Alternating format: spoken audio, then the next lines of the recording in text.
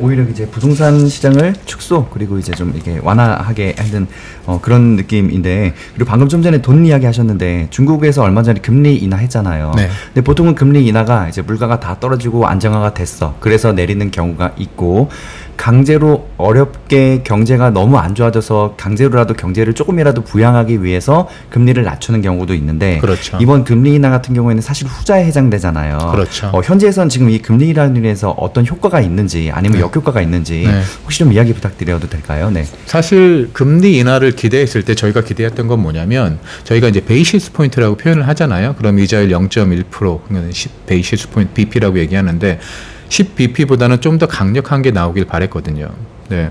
중국 정부에서 지금 시장에 그 이자율을 낮춘다는 얘기는 이게 LPR이라고 표현을 하죠. 그 이자율이 이제 5년짜리 주택 담보 대출이랑 연동돼 있는 거라서 절대적으로 담보 대출 이자를 낮추겠다는 의미인 거고, 이거는 부동산 시장 수요를 약간 육성하겠다는 의지긴 하죠. 근데 그 10 베이시스 포인트가 시장에서 큰 파장을 아니면은 효과를 이루진 않았고요. 근데 지금 중국 정부에서 이런 식으로 점진적으로 부양책을 내는 것들이죠. 조금씩 크게 내는 거는 부동산 시장을 부양한다, 가격을 상승시키다는 의지가 아니라 부동산 시장을 안정화시킨다라는 계획이 있거든요. 그래서 지금 말씀하셨다시피 그럼 아주 효과가 없지 않았느냐? 근데 사실 최근에 그러니까 기준율을, 그러니까 LPR 같은 걸 내린 것 같은 경우에는 점진적으로 지난 3개월에서 4개월 정도 조금씩 해왔고, 9월 초에 이제 그 발표한 부양책에서 사실 효과가 있다라고 보고 있거든요. 그래서 어떤 효과가 있었냐면, 베이징에서 토요일 날 주택을 구매한, 그러니까 신규 주택은 말고요, 기존에 완성됐던 주택을 구매한 그 주택 매매 숫자가 1,800채래요, 하루에. 그러면은 흔히 생각할 수 있죠. 베이징 같은 도시에서 토요일 날 팔렸는데 아이고 고작 1,800채밖에 안 팔렸느냐. 사실 8월 달에 베이징 전체에서 팔린 주택 숫자는 한 달 동안 3,600채죠. 그리고 그 1,800채라는 숫자는 얼마나 이제 갑자기 팔렸냐면, 부동산 에이전트들이 밤 12시까지 집에 가지도 않고 그걸 처리하려고 이제 일을 할 정도로 굉장히 매매 물량이 밀렸대요. 근데 비단 이게 이제 한 주일에만 이뤄진 일이냐, 아니면은 이게 계속 이어질 것이냐는 이제 지켜보긴 해야겠죠. 왜냐면 가장 큰 문제는 우리가 얘기할 때 컨피던스라고 얘기하잖아요.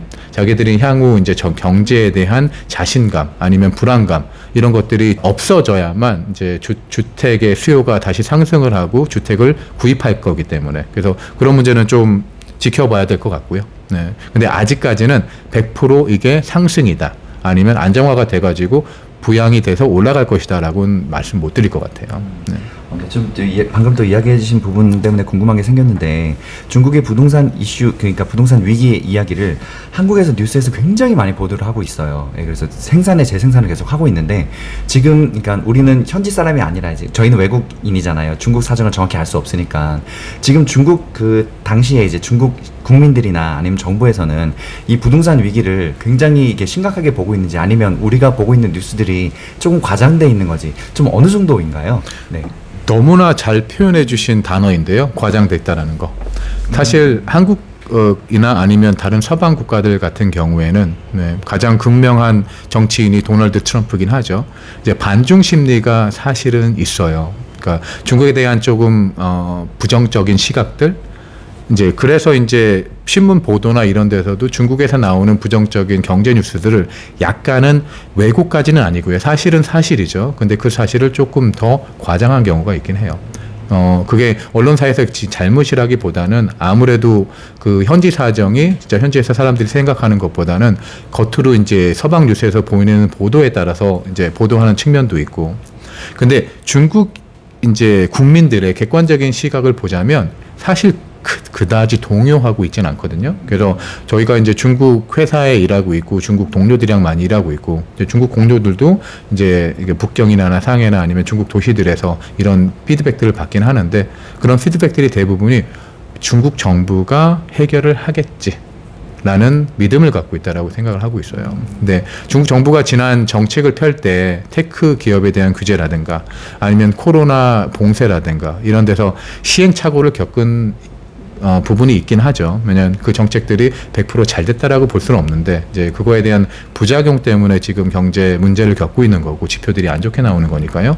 근데 다만 이제 향후 과거에 이제 그 성장 주도에, 그러니까 부동산 주도로 성장을 했던 20년, 30년대의 성장을 어떻게 보면 다른 경제 그 발전 동력을 사용해 가지고 어떻게 보면 고퀄리티, 질이 높은 성장을 이룰 거라고, 이게 그런적인 구조적인 전환이 있을 거라고 보고 있어요. 네. 제가 또 드리고 싶은 건 뭐냐면 4페이지거든요. 4페이지에 부동산 관련해 가지고 저희가 그림자 금융, 그리고 이제 지방 정부 부채 위험 증가 이런 것들에 좀 얘기를 하긴 했었죠.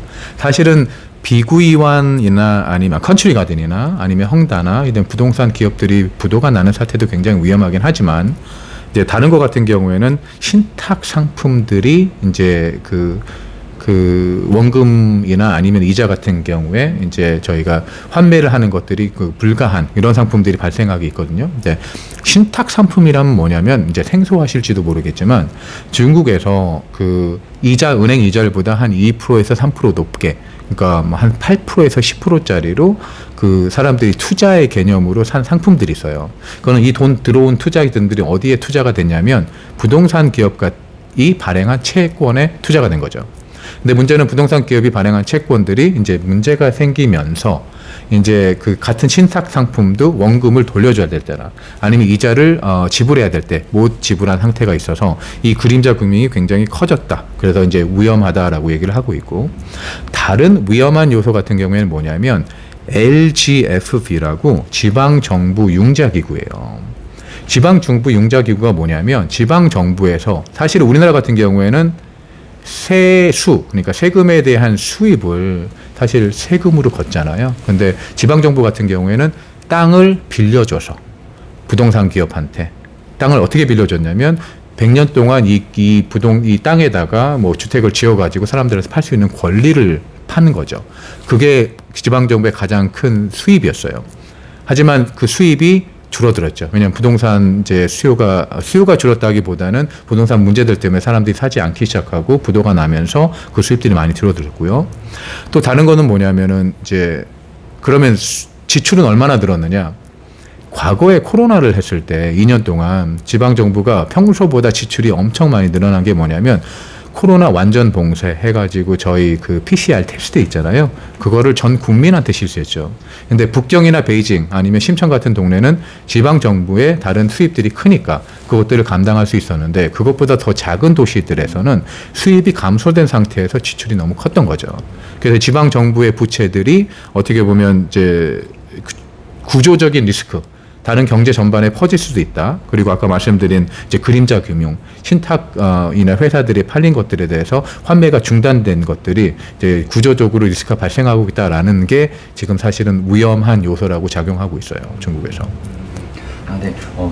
제가 방금 이 얘기 들었고 보니까 느끼는 게 우리가 전해지는 그런 뉴스들이 생각보다 조금 더 와전될 수 있다고 이해해도 되겠네요. 그렇죠. 아무래도 그 중국에 대한 뉴스를 서방에서는 조금 더 과하고 부풀리게 혹은 부정적으로 보도를 할 수가 있단 말이죠. 한국 같은 경우는 이제 뭐 물론 중국에서 다이렉트 뉴스를 받아서 보도할 수도 있지만 뭐 미국이나 영국 이런 나라들의 그 선진국들의 뉴스를 거쳐서 받을 수도 있기 때문에 조금 더 그 과장된 이야기들을 받을 수도 있다는 것. 그렇죠.